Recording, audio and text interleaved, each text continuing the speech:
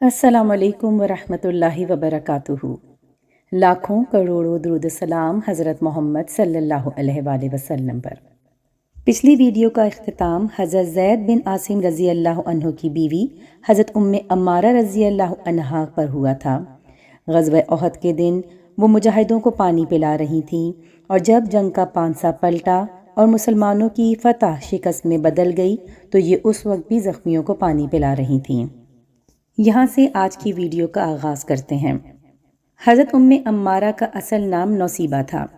انہوں نے مسلمانوں کو بھاگتے دیکھا اور مشرکوں کو نبی کریم صلی اللہ علیہ وآلہ وسلم کے گرد جمع ہوتے دیکھا تو بے چین ہو گئیں۔ جلدی سے آپ کے قریب پہنچی اور تلوار کے ذریعے دشمنوں سے لڑنے لگیں۔ تلوار چلاتے چلاتے جب زخمی ہو گئیں تو تیر کمان سنبھال لیا اور مشرکوں پر تیر چلانے لگیں۔ ایسے میں انہوں نے ابن کمیہ مشرک کو آتے دیکھا۔ وہ یہ کہتا ہوا چلا آ رہا تھا، مجھے بتاؤ محمد کہاں ہیں؟ اگر آج وہ بچ گئے تو سمجھو میں نہیں بچا۔ یہ کہنے سے اس کا مقصد یہ تھا کہ آج یا وہ رہیں گے یا میں رہوں گا۔ جب وہ قریب آیا تو حضرت عمارہ اور مصعب بن عمیر نے اس کا راستہ روکا۔ اسی وقت اس نے حضرت عمارہ پر حملہ کر دیا۔ ان کے کندھے پر زخم آیا۔ حضرت عمارہ نے بھی اس پر تلوار کے وار کیے، مگر وہ زرہ پہنے ہوا تھا، ان کے وار سے محفوظ رہا۔ ان کی کوششوں کو دیکھ کر حضور صلی اللہ علیہ وآلہ وسلم نے ارشاد فرمایا، اللہ تمہارے گھرانے میں برکت عطا فرمائے۔ اس پر حضرت عمارہ نے عرض کیا، اللہ کے رسول، ہمارے لیے دعا فرمائیے کہ ہم جنت میں بھی آپ کے ساتھ ہوں۔ آپ نے فرمایا، اے اللہ انہیں جنت میں میرا رفیق اور ساتھی بنا۔ اس وقت حضرت عمارہ نے کہا، اب مجھے اس کی پرواہ نہیں کہ دنیا میں مجھ پر کیا گزرتی ہے۔ نبی کریم فرماتے ہیں، احد کے دن میں دائیں بائیں جدھر بھی دیکھتا عمارہ کو دیکھتا کہ وہ میرے بچاؤ اور میری حفاظت کے لیے جان کی بازی لگا کر دشمنوں سے لڑ رہی ہیں۔ غزوہ احد میں حضرت عمارہ کو 12 زخم آئے۔ ان میں نیزوں کے زخم بھی تھے اور تلواروں کے بھی۔ اس روز حضرت ابو دجانہ رضی اللہ عنہ نے بھی اپنے جسم کو نبی کریم کے لیے ڈھال بنا لیا تھا۔ جو تیر آتا وہ اس کو اپنی کمر پر روکتے، یعنی انہوں نے اپنا منہ حضور صلی اللہ علیہ وآلہ وسلم کی طرف کر رکھا تھا۔ اس طرح وہ تمام تیر اپنے کمر پر لے رہے تھے تاکہ آپ صلی اللہ علیہ وآلہ وسلم محفوظ رہیں۔ اس طرح ان کی کمر میں بہت سے تیر پیوست ہو گئے۔ اسی طرح حضرت زیاد بن عمارہ رضی اللہ عنہ بھی آپ کی حفاظت میں مردانہ وار زخم کھا رہے تھے، یہاں تک کہ زخموں سے چور ہو کر گر پڑے اور ان کو شہادت نصیب ہو گئی۔ اسی طرح حضرت مصعب بن عمیر آپ کو بچاتے ہوئے ابن کمیہ کے ہاتھوں شہید ہوئے۔ دراصل ابن کمیہ حضرت مصعب بن عمیر کو حضور صلی اللہ علیہ وآلہ وسلم سمجھ رہا تھا، اس لیے کہ ان کی شکل آپ صلی اللہ علیہ وآلہ وسلم سے ملتی جلتی تھی۔ چنانچہ جب اس نے حضرت عمیر کو شہید کیا تو قریش کے سرداروں کو جا کے اطلاع کر دی کہ اس نے رسول صلی اللہ علیہ وآلہ وسلم کو شہید کر دیا ہے، حالانکہ اس نے حضرت مصعب بن عمیر کو شہید کیا تھا۔ اسی دوران ابی بن خلف رسول اللہ صلی اللہ علیہ وآلہ وسلم کی طرف بڑھا۔ اس پر کئی صحابہ اس کے راستے میں آ گئے، لیکن آپ نے ارشاد فرمایا، اسے میری طرف آنے دو۔ پھر آپ یہ کہتے ہوئے اس کی طرف بڑھے، اے جھوٹے، کہاں بھاگتا ہے؟ پھر حضور نے اپنے ایک صحابی کے ہاتھ سے ایک نیزہ لیا اور نیزے کی نوک ابی بن خلف کی گردن پر بہت ہی آہستہ سے چبو دی۔ مطلب یہ کہ نیزہ اس قدر آہستہ چبویا کہ اس سے خون بھی نہیں نکلا، مگر اس ہلکی سی خراش سے ہی وہ بری طرح چیختا ہوا بھاگا اور کہہ رہا تھا، خدا کی قسم محمد نے مجھے مار ڈالا۔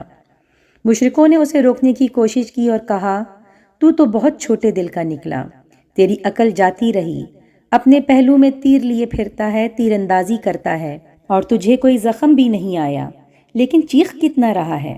ایک معمولی سی خراش ہے، ایسی خراش پر تو ہم اف بھی نہیں کرتے۔ اس پر ابی بن خلف نے درد سے کراہتے ہوئے کہا، لات اور عزا کی قسم، اس وقت مجھے جس قدر شدید تکلیف ہو رہی ہے، اگر وہ ذی المجاز کے میلے میں سارے آدمیوں پر بھی تقسیم کر دی جائے تو سب کے سب مر جائیں۔ بات دراصل یہ تھی کہ مکہ میں ابی بن خلف حضور صلی اللہ علیہ وآلہ وسلم سے کہا کرتا تھا، اے محمد، میرے پاس ایک بہترین گھوڑا ہے، میں اسے روزانہ 12 مرتبہ چارہ کھلا کر موٹا کر رہا ہوں اور اس پر سوار ہو کر میں تمہیں ہلاک کر دوں گا۔ اس کی بکواس سن کر حضور صلی اللہ علیہ وآلہ وسلم فرماتے تھے، انشاءاللہ میں خود تجھے اپنے ہاتھوں سے ہلاک کروں گا۔ اب جب اسے آپ کے ہاتھوں خراش پہنچی تو اس کی ناقابل برداشت تکلیف نے اسے چیخنے پر مجبور کر دیا۔ وہ بار بار لوٹ پوٹ ہو رہا تھا اور کسی ذبح کیے ہوئے بیل کی طرح ذکر آ رہا تھا۔ اس کی تکلیف کو دیکھتے ہوئے اس کے کچھ ساتھی اسے ساتھ لے کر مکہ روانہ ہوئے، لیکن اس نے راستے میں ہی دم توڑ دیا۔ احد کی لڑائی شروع ہونے سے پہلے ایک فتنہ باز کافر ابو عامر نے جگہ جگہ گھڑے کھود دیے تھے تاکہ مسلمان بے خبری میں ان میں گر جائیں اور نقصان اٹھاتے رہیں۔ یہ شخص حضرت حنظلہ کا باپ تھا، اور حضرت حنظلہ وہ ہیں جنہیں فرشتوں نے غسل دیا تھا۔ لڑائی جاری تھی کہ حضور صلی اللہ علیہ وآلہ وسلم ایک گھڑے میں گر گئے۔ حضرت علی نے آپ کو گرتے دیکھا، انہوں نے آگے بڑھ کر فوراً آپ کو دونوں ہاتھوں پر لے لیا۔ حضرت طلحہ بن عبید نے آپ کو اپنے اوپر اٹھا کر باہر نکالا۔ آپ جب گھڑے میں گرے تو ابن کمیہ نے آپ پر پتھر برسائے، ان میں سے ایک پتھر آپ کے پہلو میں لگا۔ عتبہ بن ابی وقاص نے بھی آپ صلی اللہ علیہ وآلہ وسلم کو پتھر مارا، اس کا پھینکا ہوا پتھر آپ کے چہرہ انور پر لگا۔ حضور صلی اللہ علیہ وآلہ وسلم کا چہرہ انور لہو لہان ہو گیا اور نچلا ہونٹ پھٹ گیا۔ حضرت حاتب رضی اللہ عنہ کہتے ہیں کہ جب میں نے عتبہ کو حضور صلی اللہ علیہ وآلہ وسلم پر پتھر پھینکتے دیکھا تو اس کی طرف لپکا، میں نے اس کا تعقب کیا اور آخر اسے جا لیا۔ میں نے فوراً ہی اس پر تلوار کا وار کیا، اس وار سے اس کی گردن کٹ کر دور جا گری۔ میں نے فوراً اس کی تلوار اور گھوڑے پر قبضہ کیا اور حضور صلی اللہ علیہ وآلہ وسلم کی خدمت میں حاضر ہو گیا۔ آپ کو عتبہ کے قتل کی خبر سنائی، آپ نے ارشاد فرمایا، اللہ تم سے راضی ہو گیا، اللہ تم سے راضی ہو گیا۔ اس حملے میں حضرت محمد صلی اللہ علیہ وآلہ وسلم کی خود یعنی کہ لوہے کی ٹوپی بھی ٹوٹ گئی، جس کی وجہ سے چہرہ مبارک بھی زخمی ہو گیا۔ ابن کمیہ کے حملے سے دونوں رخسار بھی زخمی ہوئے تھے۔ خود کی 2 کڑیاں آپ صلی اللہ علیہ وآلہ وسلم کے رخسار مبارک میں گڑ گئی تھیں۔ آپ نے ابن کمیہ کو بددعا دی، اللہ تجھے ذلیل کر دے اور برباد کر دے۔ اللہ تعالیٰ نے آپ کی یہ دعا قبول فرمائی۔ جنگ کے بعد جب ابن کمیہ اپنی بکریوں کے گلے میں پہنچا تو انہیں لے کر پہاڑ پر چڑھا۔ وہ بکریوں اور مینڈوں کو گھیر گھیر کر لے جا رہا تھا کہ اچانک ایک مینڈے نے اس پر حملہ کر دیا۔ اس نے اسے اس زور سے سینگ ماری کہ وہ پہاڑ سے نیچے لڑک گیا اور اس کا جسم ٹکڑے ٹکڑے ہو گیا۔ جب نبی کریم صلی اللہ علیہ وآلہ وسلم کا چہرہ مبارک زخمی ہوا اور خون بہنے لگا تو آپ خون پہنچتے جاتے اور فرماتے جاتے، وہ قوم کیسے فلاح پائے گی جس نے اپنے نبی کے چہرے کو اس لیے خون سے رنگین کر دیا کہ وہ انہیں ان کے پروردگار کی طرف بلاتا ہے۔ حضور کے چہرے مبارک میں خود کی کڑیاں گھس گئی تھیں۔ حضرت ابو عبیدہ بن جراح نے اپنے دانتوں سے ان کڑیوں کو کھینچ کھینچ کر نکالا۔ اس کوشش کے دوران ان کا اپنا سامنے کا دانت ٹوٹ گیا۔ بہرحال کڑی نکل گئی۔ پھر انہوں نے دوسری کڑی کو دانتوں سے پکڑ کر کھینچا تو ایک اور دانت ٹوٹ گیا اور وہ کڑی بھی نکل گئی۔ اب ہونا تو یہ چاہیے تھا کہ حضرت ابو عبیدہ کے سامنے کے 2 دانت ٹوٹ جانے کے بعد ان کا چہرہ بدنما ہو جاتا، لیکن ہوا یہ کہ وہ پہلے سے اور زیادہ خوبصورت ہو گئے۔ جب یہ خبر مشہور ہو گئی کہ آپ صلی اللہ علیہ وآلہ وسلم کو شہید کر دیا گیا ہے تو حضرت ابو عبیدہ بن جراح پہلے شخص ہیں جنہوں نے آپ کو زندہ سلامت دیکھا اور پکارے، اے مسلمانوں، تمہیں خوشخبری ہو، رسول اللہ صلی اللہ علیہ وآلہ وسلم تو موجود ہیں۔ جب مسلمانوں نے حضور کو زندہ سلامت دیکھا تو پروانوں کی طرح آپ کے گرد جمع ہو گئے۔ آپ ان سب کے ساتھ ایک گھاٹی کی طرف روانہ ہوئے۔ اس وقت آپ کے ساتھ حضرت ابو بکر، حضرت عمر، حضرت علی، حضرت زبیر اور حضرت حارث بن سما رضی اللہ عنہم تھے۔ اس روز حضرت زبیر بن عوام نے بھی زبردست ثابت قدمی دکھائی۔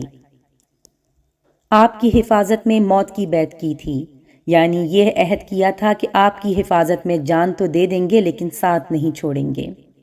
آپ اپنے ان صحابہ کے ساتھ گھاٹی کی طرف بڑھ رہے تھے کہ عثمان بن عبداللہ ایک سیاہ اور سفید گھوڑے پر سوار آپ صلی اللہ علیہ وآلہ وسلم کی طرف بڑھا۔ وہ لوہے میں پوری طرح غرق تھا۔ آپ اس کی آواز سن کر رک گئے۔ اسی وقت عثمان بن عبداللہ کے گھوڑے کو ٹھوکر لگی اور وہ ایک گھڑے میں گر گیا۔ ساتھ ہی حضرت حارث بن سما رضی اللہ عنہ اس کی طرف لپکے اور اپنی تلوار سے اس پر وار کر دیا۔ اس نے تلوار کا وار روکا۔ تھوڑی دیر دونوں طرف سے تلوار چلتی رہی، پھر اچانک حضرت حارث نے اس کے پیر پر تلوار ماری۔ وہ زخم کھا کر بیٹھ گیا۔ حضرت حارث نے ایک بھرپور وار کر کے اس کا خاتمہ کر دیا۔ اس پر حضور صلی اللہ علیہ وآلہ وسلم نے فرمایا، اللہ کا شکر ہے جس نے اسے ہلاک کر دیا۔ اسی وقت عبداللہ بن جامر عمری نے حضرت حارث پر حملہ کر دیا۔ اس کی تلوار حضرت حارث کے کندھے پر لگی، کندھا زخمی ہو گیا۔ ان لمحات میں حضرت ابو دجانہ رضی اللہ عنہ نے عبداللہ بن جامر پر حملہ کر دیا اور اپنی تلوار سے اسے ذبح کر ڈالا۔ مسلمان حضرت حارث کو اٹھا کر لے گئے تاکہ ان کی مرہم پٹی کی جا سکے۔ پھر حضور نے اس چٹان کے اوپر جانے کا ارادہ فرمایا جو گھاٹی کے اندر ابھری ہوئی تھی، لیکن زخموں سے خون نکل جانے اور ذروں کے بوجھ کی وجہ سے آپ چڑھ نہ سکے۔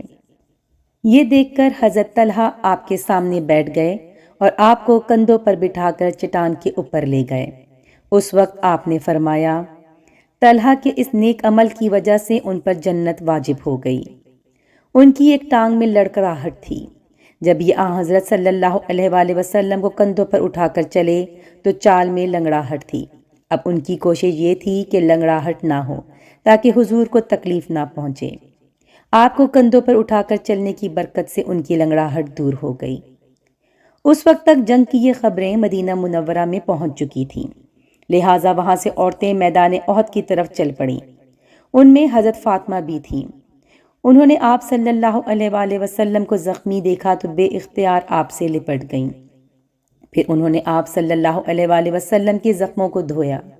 حضرت علی پانی ڈالنے لگے، لیکن زخموں سے خون اور زیادہ بہنے لگا۔ تب حضرت فاطمہ نے اپنی چادر کا ایک ٹکڑا پھاڑ کر جلایا۔ جب وہ جل کر راکھ ہو گیا تو وہ راکھ انہوں نے آپ کے زخموں میں بھر دی۔ اس طرح آپ کے زخموں سے خون بہنے کا سلسلہ رکا۔ حضور جب اس چٹان پر پہنچے تو دشمن کی ایک جماعت پہاڑ کے اوپر پہنچ گئی تھی۔ اس جماعت میں خالد بن ولید بھی تھے۔ حضور صلی اللہ علیہ وآلہ وسلم نے دشمنوں کو دیکھ کر فرمایا، اے اللہ، ہماری طاقت اور قوت صرف تیری ہی ذات ہے۔ اس وقت حضرت عمر نے مہاجرین کی ایک جماعت کے ساتھ ان لوگوں کا مقابلہ کیا اور انہیں پیچھے دھکیل کر پہاڑ سے نیچے اترنے پر مجبور کر دیا۔ اس کے بعد آپ صلی اللہ علیہ وآلہ وسلم نے ظہر کی نماز ادا کی۔ کمزوری کی وجہ سے یہ نماز بیٹھ کر ادا فرمائی۔ اس لڑائی میں حضرت طلحہ کے جسم پر تقریباً 70 زخم آئے تھے۔ یہ نیزوں، برچھوں اور تلواروں کے تھے۔ تلوار کے ایک وار سے ان کی انگلیاں بھی کٹ گئیں۔ دوسرے ہاتھ میں ان کو ایک تیر آ کر لگا، اس سے مسلسل خون بہنے لگا، یہاں تک کہ کمزوری کی وجہ سے ان پر بے ہوشی طاری ہو گئی۔ اس پر حضرت ابو بکر نے ان کے منہ پر پانی کے چھینٹے مارے۔ اس سے انہیں ہوش آیا تو فوراً پوچھا، رسول اللہ صلی اللہ علیہ وآلہ وسلم کا کیا حال ہے؟ حضرت ابو بکر نے جواب دیا، خیریت سے ہیں۔ یہ سن کر حضرت طلحہ نے کہا، اللہ کا شکر ہے، ہر مصیبت کے بعد آسانی ہوتی ہے۔ حضرت عبد الرحمن بن عوف رضی اللہ عنہ کے منہ پر ضرب لگی۔ اس ضرب سے ان کے دانت ٹوٹ گئے۔ اس کے علاوہ ان کے جسم پر 20 زخم تھے۔ ایک زخم ان کے پیر پر بھی آیا تھا، اس سے وہ لنگڑے ہو گئے تھے۔ حضرت کعب بن مالک رضی اللہ عنہ کے جسم پر بھی 20 کے قریب زخم آئے۔ غرض اکثر صحابہ کرام شدید زخمی ہو گئے تھے۔ احد کی لڑائی شروع ہونے سے پہلے ایک شخص قزمان نامی بھی مسلمانوں کی طرف سے جنگ میں شریک ہوا تھا۔ اسے دیکھتے ہی حضور نے ارشاد فرمایا تھا، یہ شخص جہنمی ہے۔ وہ احد کی لڑائی میں بہت بہادری سے لڑا۔ لڑائی شروع ہونے پر سب سے پہلا تیر بھی اسی نے چلایا تھا۔ لڑتے لڑتے وہ مشرکوں کے اونٹ سوار دستے پر ٹوٹ پڑا اور 8-10 مشرکوں کو آن کی آن میں مار ڈالا۔ بعض صحابہ نے اس کی بہادری کا تذکرہ آپ سے کیا۔ اس تذکرے سے ان کا مقصد یہ تھا کہ آپ نے تو اسے جہنمی فرمایا ہے اور وہ اس قدر دلیری سے لڑ رہا ہے۔ اس پر آپ نے ارشاد فرمایا، یہ شخص جہنمی ہے۔ صحابہ کرام اس پر بہت حیران ہوئے۔ جب قزمان لڑتے لڑتے بہت زخمی ہو گیا تو اسے اٹھا کر بنی ظفر کے محلے میں پہنچایا گیا۔ یہاں لوگ اس کی تعریف کرنے لگے۔ اس پر وہ بولا، مجھے کیسی خوشخبری سنا رہے ہو؟ خدا کی قسم، میں تو صرف اپنی قوم کی عزت اور فخر کے لیے لڑا ہوں۔ اگر قوم کا یہ معاملہ نہ ہوتا تو میں ہرگز نہ لڑتا۔ اس کے ان الفاظ کا مطلب یہ تھا کہ وہ اللہ اور اس کے رسول کا کلمہ بلند کرنے کے لیے نہیں لڑا تھا۔ پھر زخموں کی تکلیف ناقابل برداشت ہو گئی۔ اس نے اپنی تلوار نکالی، اس کی نوک اپنے سینے پر رکھ کر سارا بوجھ اس پر ڈال دیا۔ اس طرح تلوار اس کے سینے کے آر پار ہو گئی۔ اس طرح وہ حرام موت مرا۔ اسے اس طرح مرتے دیکھ کر ایک شخص دوڑ کر نبی کریم کی خدمت میں حاضر ہوا اور بولا، میں گواہی دیتا ہوں کہ آپ اللہ کے رسول ہیں۔ آپ نے دریافت فرمایا، کیا ہوا؟ جواب میں اس نے کہا، آپ نے جس شخص کے بارے میں فرمایا تھا کہ وہ جہنمی ہے، اس نے خودکشی کر لی ہے۔ اس طرح قزمان کے بارے میں آپ کی پیشن گوئی درست ثابت ہوئی۔ اس کے بالکل الٹ ایک واقعہ یوں بھی پیش آیا کہ بنی عبد الاشہل کا ایک شخص اسریم اپنی قوم کو اسلام لانے سے روکتا تھا۔ جس روز نبی کریم غزوہ احد کے لیے مدینہ سے روانہ ہوئے، یہ شخص مدینہ آیا اور اپنی قوم کے لوگوں کے بارے میں معلوم کیا کہ وہ کہاں ہیں۔ بنی عبد الاشہل نبی کریم کے ساتھ غزوہ احد کے لیے روانہ ہو چکے تھے۔ جب اسے یہ بات معلوم ہوئی تو اچانک اس نے اسلام کے لیے رغبت محسوس کی۔ اس نے اپنی زرہ پہنی، اپنے ہتھیار ساتھ لیے اور میدان جنگ میں پہنچ گیا۔ پھر مسلمانوں کی ایک صف میں شامل ہو کر کافروں سے جنگ کرنے لگا، یہاں تک کہ لڑتے لڑتے شدید زخمی ہو گیا۔ جنگ کے بعد بنی عبد الاشہل کے لوگ اپنے مقتولوں کو تلاش کر رہے تھے کہ اسریم پر نظر پڑی۔ انہوں نے اسے پہچان لیا۔ اسے میدان جنگ میں زخموں سے چور دیکھ کر اس کے قبیلے کے لوگوں کو بہت حیرت ہوئی۔ انہوں نے پوچھا، تم یہاں کیسے آ گئے؟ قومی جذبہ لے آیا یا اسلام سے رغبت ہو گئی ہے؟ اسریم نے جواب دیا، میں اسلام سے رغبت کی بنیاد پر شریک ہوا ہوں۔ پہلے اللہ اور اس کے رسول پر ایمان لایا، پھر میدان میں آ کر جنگ کی، یہاں تک کہ اس حالت میں پہنچ گیا۔ حضرت ابو ہریرہ ان کے بارے میں کہا کرتے تھے کہ مجھے ایسے شخص کا نام بتاؤ جس نے کبھی نماز نہیں پڑھی مگر وہ جنت میں چلا گیا۔ ان کا اشارہ حضرت اسریم رضی اللہ عنہ کی طرف ہوتا تھا۔ اس لڑائی میں حضرت حنظلہ بھی شہید ہوئے تھے۔ احد کی لڑائی سے ایک دن پہلے ان کی شادی ہوئی تھی۔ دوسری صبح ہی غزوہ احد کا اعلان ہو گیا۔ یہ غسل کے بغیر لشکر میں شامل ہو گئے اور اسی حالت میں لڑتے لڑتے شہید ہو گئے۔ نبی کریم صلی اللہ علیہ وآلہ وسلم نے ان کے بارے میں ارشاد فرمایا، تمہارے ساتھی حنظلہ کو فرشتے غسل دے رہے ہیں۔ غزوہ احد میں جنگ کے دوران ایک مشرک ابن عویب اپنی صفوں سے نکل کر آیا اور مقابلے کے لیے للکارا۔ ایک صحابی آگے بڑھے اور ابن عویب پر تلوار کا وار کیا، ساتھ ہی انہوں نے کہا، لے میرا وار سنبھال، میں ایک فارسی غلام ہوں۔ ابن عویب کی ذرہ کندھے پر سے کٹ گئی، تلوار اس کے کندھے کو کاٹ گئی۔ نبی کریم نے ان کا یہ جملہ سنا تو فرمایا، تم نے یہ کیوں نہ کہا کہ لے میرا وار سنبھال، میں ایک انصاری غلام ہوں۔ اب ابن عویب کا بھائی آگے بڑھا۔ ان صحابی نے اس پر بھی وار کیا اور اس کی گردن اڑا دی۔ اس مرتبہ انہوں نے وار کرتے ہوئے کہا، لے میرا وار سنبھال، میں ایک انصاری غلام ہوں۔ اس پر حضور صلی اللہ علیہ وآلہ وسلم مسکرائے اور فرمایا، تم نے خوب کہا۔ اسی غزوہ میں حضرت عمرو بن جموح رضی اللہ عنہ بھی شہید ہوئے۔ یہ لنگڑے تھے۔ ان کے 4 بیٹے تھے۔ جب یہ جنگ کے ارادے سے چلنے لگے تو چاروں بیٹوں نے ان سے کہا، ہم جا رہے ہیں، آپ نہ جائیں۔ اس پر حضرت عمرو حضور صلی اللہ علیہ وآلہ وسلم کی خدمت میں حاضر ہوئے اور بولے، اللہ کے رسول، میرے بیٹے مجھے جنگ میں جانے سے روک رہے ہیں، مگر اللہ کی قسم میری تمنا ہے کہ میں اپنے لنگڑے پن کے ساتھ جنت میں پہنچ جاؤں۔ آپ نے ارشاد فرمایا، تم معذور ہو، لہٰذا تم پر جہاد فرض نہیں ہے۔ دوسری طرف آپ نے ان کے بیٹوں سے فرمایا، تمہیں اپنے باپ کو جہاد سے نہیں روکنا چاہیے، ممکن ہے اللہ انہیں شہادت نصیب فرما دے۔ یہ سنتے ہی حضرت عمرو نے ہتھیار سنبھال لیے اور نکل کھڑے ہوئے۔ انہوں نے اللہ سے دعا کی، اے اللہ مجھے شہادت کی نعمت عطا فرما اور گھر والوں کے پاس زندہ آنے کی رسوائی سے بچا۔ چنانچہ یہ اسی جنگ میں شہید ہوئے۔ نبی کریم نے ان کے بارے میں ارشاد فرمایا، اس ذات کی قسم جس کے قبضے میں میری جان ہے، تم میں ایسے لوگ بھی ہیں کہ اگر وہ کسی بات پر قسم کھا لیں تو اللہ تعالیٰ ان کی قسم کو پورا کر دیتے ہیں۔ انہی لوگوں میں سے عمرو بن جموح بھی تھے۔ میں نے انہیں جنت میں ان کے اسی لنگڑے پن کے ساتھ چلتے پھرتے دیکھا ہے۔ اسی جنگ میں ان کے ایک بیٹے خلاد رضی اللہ عنہ بھی شہید ہوئے اور ان کے سالے حضرت عبداللہ بھی شہید ہوئے۔ یہ حضرت جابر رضی اللہ عنہ کے والد تھے۔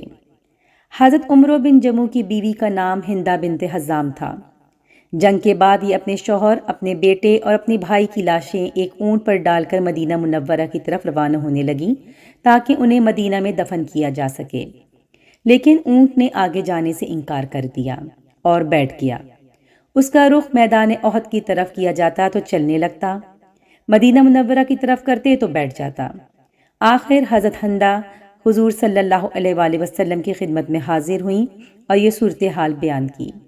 یہ سن کر آپ نے ارشاد فرمایا، یہ اونٹ معمور ہے، یعنی اللہ کی طرف سے اسے حکم دیا گیا ہے کہ یہ مدینہ نہ جائے، اس لیے ان تینوں کو یہیں دفن کر دو۔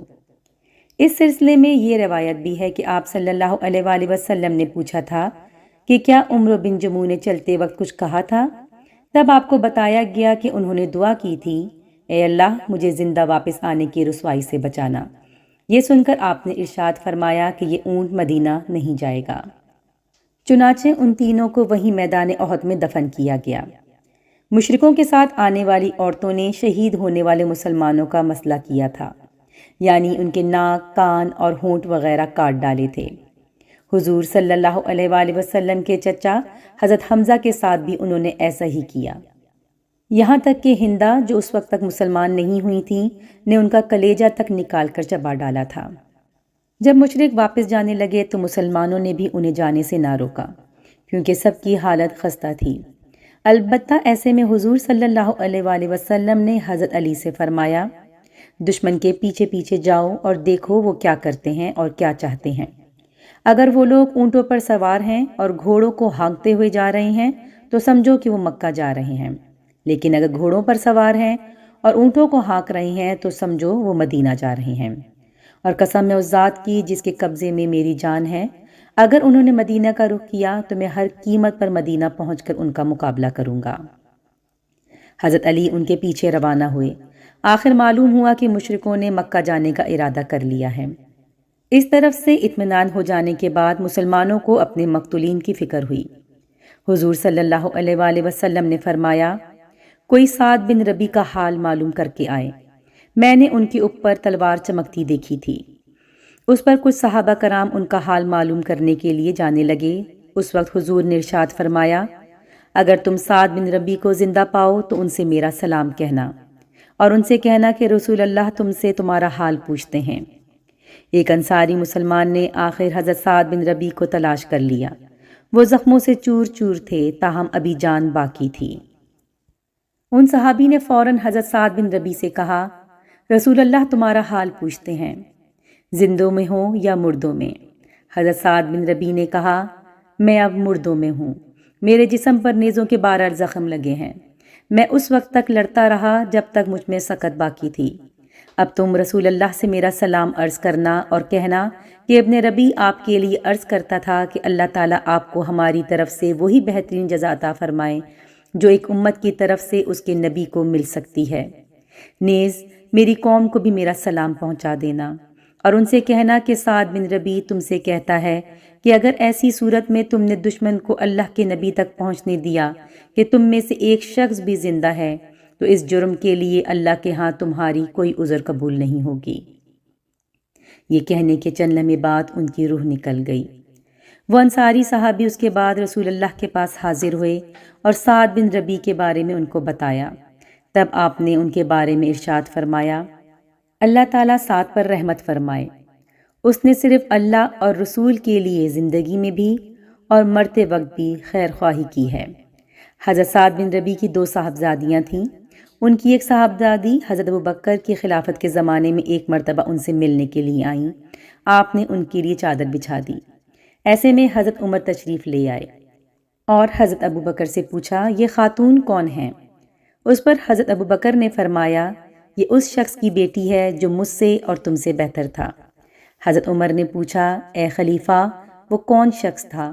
آپ نے فرمایا وہ شخص تھا جو سبقت کر کے جنت میں پہنچ گیا، میں اور تم رہ گئے۔ یہ سعد بن ربیع کی صاحبزادی ہیں۔ اس کے بعد نبی کریم اپنے چچا حضرت حمزہ کی تلاش میں نکلے۔ اس وقت ایک شخص نے عرض کیا، میں نے انہیں چٹانوں کے قریب دیکھا ہے۔ وہ اس وقت کہہ رہے تھے، میں اللہ کا شیر ہوں اور اس کے رسول کا شیر ہوں۔ اس کے بتانے پر آپ صلی اللہ علیہ وآلہ وسلم ان چٹانوں کی طرف چلے جہاں اس شخص نے حضرت حمزہ کو دیکھا تھا۔ آخری وادی کے درمیان میں حضور صلی اللہ علیہ وآلہ وسلم کو اپنے چچا کی لاش نظر آئی۔ حالت یہ تھی کہ ان کا پیٹ چاک تھا اور ناک اور کان کاٹ ڈالے گئے تھے۔ آپ کے لیے یہ منظر بہت دردناک تھا۔ آپ نے فرمایا، اس جیسا تکلیف دہ منظر میں نے کبھی نہیں دیکھا۔ پھر آپ صلی اللہ علیہ وآلہ وسلم خوب روئے۔ حضرت عبداللہ بن مسعود فرماتے ہیں کہ ہم نے حضرت صلی اللہ علیہ وآلہ وسلم کو اتنا روتے ہوئے کبھی نہیں دیکھا تھا جتنا آپ حضرت حمزہ کی لاش پر روئے تھے۔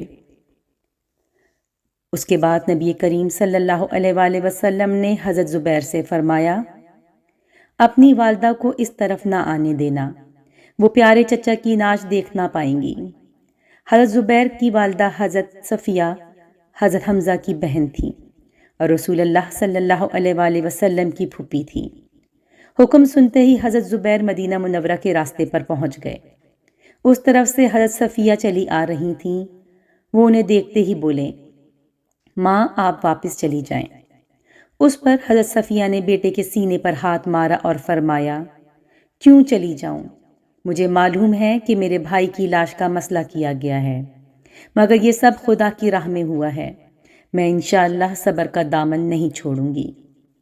ان کا جواب سن کر حضرت زبیر نبی کریم صلی اللہ علیہ وآلہ وسلم کے پاس آئے اور ان کا جواب آپ کو بتایا۔ تب آپ نے فرمایا، اچھا انہیں آنے دو۔ چنانچہ انہوں نے آ کر بھائی کی لاش کو دیکھا اور ان کے لیے مغفرت کی دعا کی۔ اس کے بعد حضرت صلی اللہ علیہ وآلہ وسلم نے ارشاد فرمایا، حمزہ کے لیے کفن کا انتظام کرو۔ ایک انصاری صحابی آگے بڑھے، انہوں نے اپنی چادر ان پر ڈال دی۔ پھر ایک صحابی آگے بڑھے، انہوں نے بھی اپنی چادر ان پر ڈال دی۔ حضرت نے حضرت جابر سے فرمایا، جابر، ان میں سے ایک چادر تمہارے والد کے لیے ہے اور دوسری چادر میرے چچا کے لیے ہوگی۔ حضرت مصعب بن عمیر کو بھی کفن کے لیے صرف ایک چادر ملی۔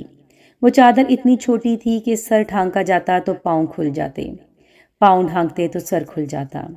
آپ نے ارشاد فرمایا، سر کو چادر سے ڈھانپ دو اور پیروں پر گھاس ڈال دو۔ یہ مصعب بن عمیر رضی اللہ عنہ وہ تھے جو اسلام لانے سے پہلے قیمتی لباس پہنتے تھے۔ ان کا لباس خوشبوؤں سے مہکا کرتا تھا۔ آج ان کی میت کے لیے پورا کفن بھی میسر نہیں تھا۔ باقی شہداء اسی طرح کفن دیے گئے۔ ایک ایک چادر میں دو دو تین تین لاشوں کو لپیٹ کر ایک ہی قبر میں دفن کر دیا گیا۔ پھر آپ صلی اللہ علیہ وآلہ وسلم نے شہداء پر نماز جنازہ ادا فرمائی۔ غزوہ احد کے شہداء میں حضرت عبداللہ بن حجش بھی تھے۔ انہوں نے ایک دن پہلے دعا کی تھی، اے اللہ، کل کسی بہت طاقتور آدمی سے میرا مقابلہ ہو جو مجھے ہلاک کرے، پھر میری لاش کا مسئلہ کرے، پھر میں قیامت کے دن تیرے سامنے حاضر ہوں تو تو مجھ سے پوچھے، اے عبداللہ، تیرے ناک اور کان کس وجہ سے کاٹے گئے؟ تو میں کہوں گا کہ تیری اور تیرے رسول کی اطاعت کی وجہ سے، اور اس وقت اللہ تعالیٰ فرمائیں تو نے سچ کہا۔ چنانچہ یہ اس لڑائی میں شہید ہوئے اور ان کی لاش کا مسئلہ کیا گیا۔ لڑائی کے دوران ان کی تلوار ٹوٹ گئی تھی۔